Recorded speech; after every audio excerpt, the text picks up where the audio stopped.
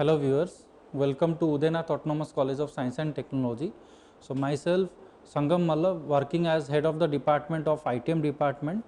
So today we are going to discuss about a new topic and a very interesting topic, that is your C programming language. So C programming language, as you know, it is a basic programming language and it is there in all syllabus. So today we will be going to discuss about what do you mean by programming in C. So before moving to the C programming language, we must discuss some introductory terms which you must know before moving to C programming language. So first point, that is your introductory term, your data. So what do you mean by data? So according to book definition, or you can clearly see over here, some meaningful facts or figures given to the computer to make it more meaningful is known as data. So what do you mean by data? In simple terms, if I will tell, data is any input given to the computer. Okay, any input given to the computer means what?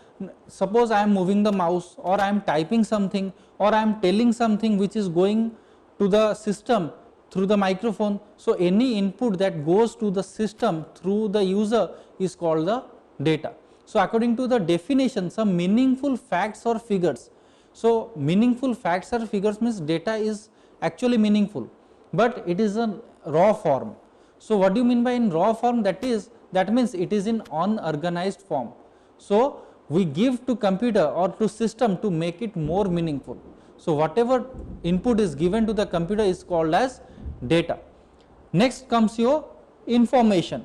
So what do you mean by information? So when data is organized in more useful manner after processing, then it is known as your information.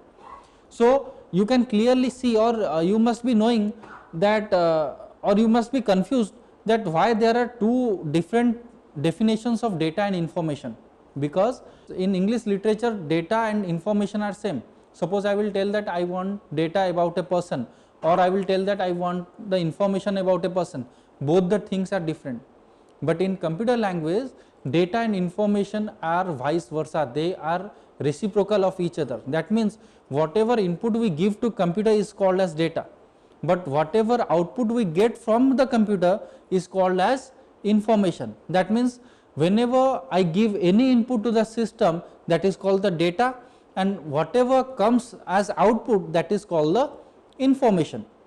Suppose let us say, for example, I will type something. So whenever I am typing something, which goes inside the computer is called data, but when it comes in an organized manner, then we call it as information. So next comes your program. You can clearly see a set of instructions given to the computer to solve a particular problem or to do a particular task is known as program. So you can clearly see that there is the definition of program is a set of instructions given to the computer. So what do you mean by instructions?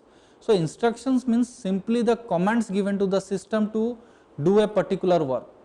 Okay. So when we combine a set of instructions, then we call it as a program. Let us say, for example, I will tell a person or a child to cross a road.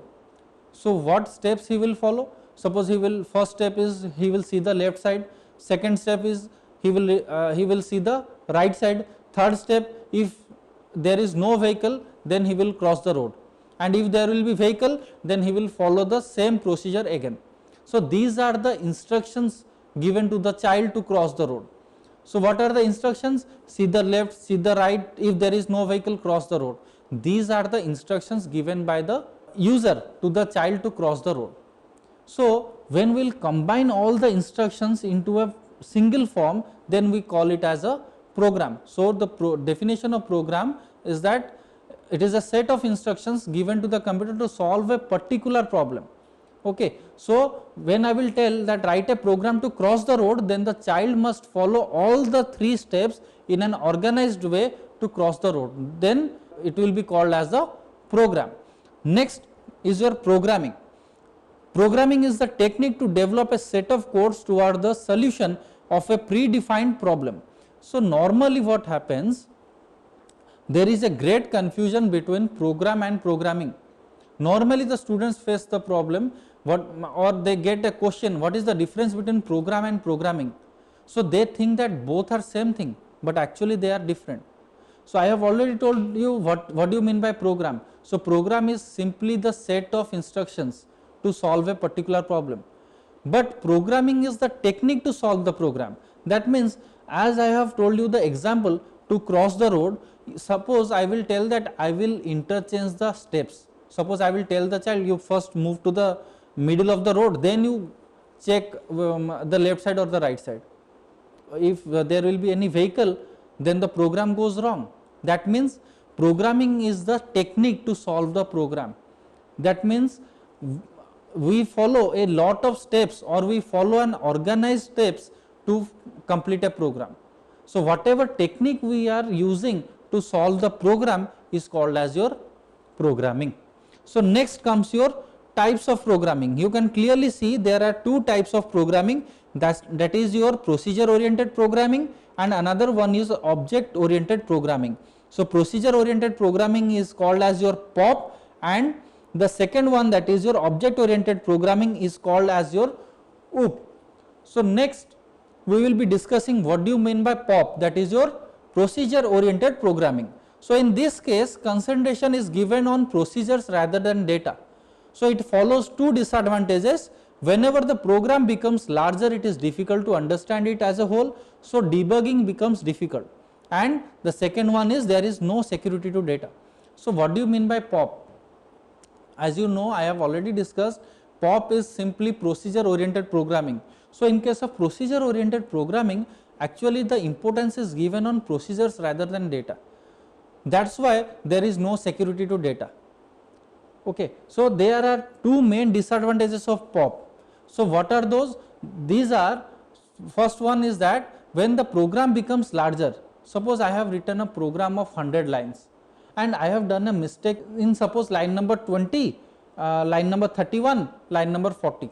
So instead of showing me that there is a mistake in line number 20, 31 and 40, it will show that the whole program is error. So it becomes very difficult for me to correct the error, because it will show that the whole program is incorrect. There is a lot of error in the program. So it becomes very difficult for me to find out the error and correct it. So it is the main disadvantages of POP. And another disadvantage is that there is no security to data. So what do you mean by there is no security to data? Suppose, for example, you can clearly see over here, there is an example like C programming, COBOL and Pascal. Okay, so in these programming languages, suppose I will show a program to my students that this program is a new one and see how it works. So suppose a student will take a pen drive, he will plug it in my computer and take the whole program. So it is possible that the program will run in his computer also. That means there is no security to data. That means my program can be taken by anyone, by anywhere, through anywhere, and can be compiled and executed anywhere. So there obviously there is no security to data. So these are the disadvantages for which POP is not actually used in many areas. But as it is the fundamental programming language, so we use POP in various fields. Next comes your OOP, that is your object oriented programming. In this case, concentration is given on data and certain security features can also be added. In OOP, the program is divided into number of entities called object. OOP is based on the following three principles, that is your encapsulation, polymorphism and inheritance. So what do you mean by OOP? OOP is simple. In case of OOP, the importance is given on data rather than procedures. So here the problem of POP is overcome. Means if the program becomes larger, then it will show the particular line or particular area where I have done the mistake. So it becomes very easy for me to find out the error and correct it. So one disadvantage of POP is gone. Another advantage of POP is that it divides the whole program into smaller units, which is called as your object. So it is based on three principles, or OOP is based on three principles, that is your encapsulation, polymorphism and inheritance, which will be discussed in your Java chapters. If you have seen the Java chapters, then you can clearly see the OOP concept.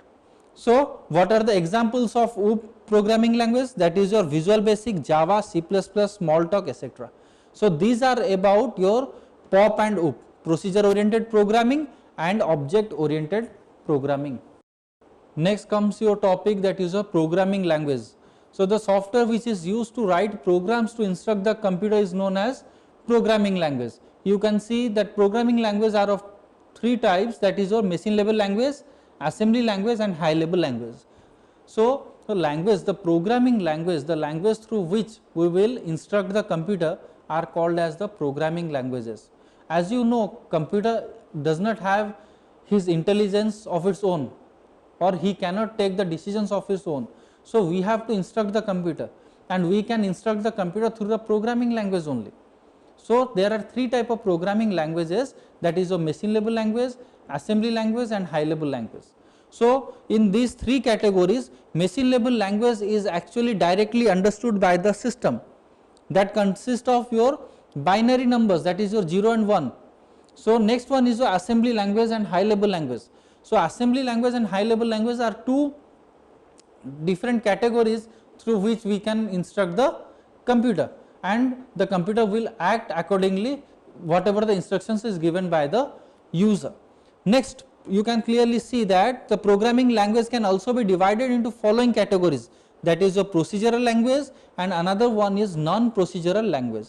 So first point, you can clearly see that there is written that procedural language is how to do. That means if a person is a beginner in programming language, then he must go to procedural language, that means how to do. First of all, he has to learn that how to write a program, how to program or how to instruct the computer. Then comes your non-procedural language, that means you have known what means how to write a program. Now you have to work for what to do or what the programming language can do. So the beginners will go for the procedural languages and then they will move to the non-procedural languages. So the examples of procedural languages are C, C++, Java, and the examples of non-procedural languages are FoxPro, Oracle. So next comes your topic, that is your compiler and interpreter. So as you know, I have discussed what do you mean by programming language. You have clearly seen there are three categories of programming languages, that is your machine level language, assembly language and high level language. And I have already told you that machine level language is directly understood by the computer. That means assembly language and high level languages are not understood by the computer directly. That means there should be an language translator who will convert our language to computer level language and computer level language to our language. That means assembly language and high level language must be converted to machine level languages and machine level languages must be converted to high level or assembly languages. So who does these operations? These are done by the language translator. So language translators are your compilers and interpreters. So compiler and interpreters are the language translators who translate the high level language to machine level language and machine level language to high level language. So these are all about your programming languages, types of programming languages and compiler and interpreter. So dear viewers, we will come to the C programming. What is C programming? So C is a procedural language, programming language. It was developed by Dennis Ritchie in 1972 at ATEEZ and TEAS Bell Laboratory in USA. So it is user friendly and easy to use. So C is a procedural programming language. As we know, we have already discussed what is procedural programming language. That means for beginners, C programming language is best because it has so many features and user friendly features which will help the programmer to understand the programming very well. That is why C programming is widely used in between the students for the basic programming languages. Now we will come to the history of C. You can clearly see before C programming language, these are the programming languages which were used, that is your ALGOL 60. Next is your combined programming language, that is your CPL. Next basic combined programming language, that is your BCPL. Next comes your B programming language, and at last Dennis Ritchie combined the features of B programming language and BCPL programming language, and he formed a new programming language and user friendly programming language, that is your C programming language. Next, you can clearly see the features of C. The first one is it is a middle level language. So what do you mean by middle level language? Middle level language means the C programming language uses some codes and keywords to instruct the computer. It is not understood by the computer directly. That means C programming language gets converted to machine level language, then computer gets the instruction.